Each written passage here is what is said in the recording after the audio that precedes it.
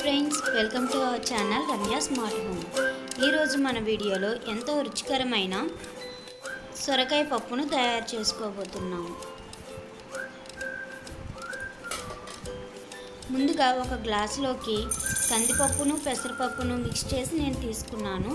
మీరు ఈ రెండు పప్పుల్లో ఏ పప్పునైనా వినియోగించుకోవచ్చు. పప్పుని శుభ్రంగా కడిగి 15 నిమిషాల పాటు నానబెట్టుకోవాలి.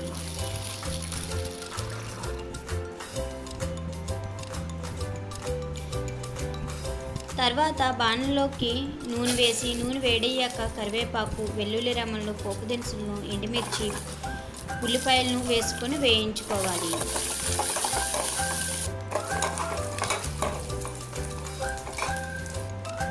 తర్వాత మనం ముందుగా కడిగి పెట్టుకున్న పప్పును అందులో వేసుకొని 10 నుంచి 15 సెకండ్ల పాటు కలుపుకోవాలి.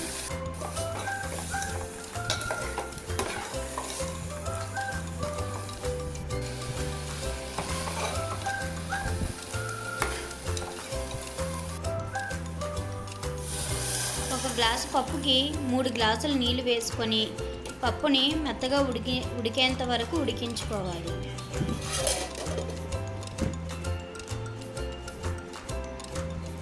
పప్పు మెత్తగా ఉడికాక మనం ముందుగా తరిగి పెట్టుకున్న సొరకాయ ముక్కలను అందులో వేసుకోవాలి.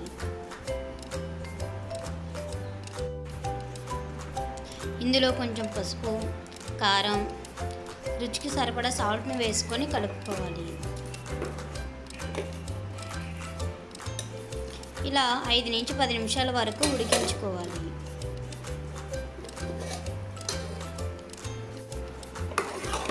ఇక అంతేనండి, ఎంతో రుచికరమైన సొరకాయ పప్పు తయారైంది.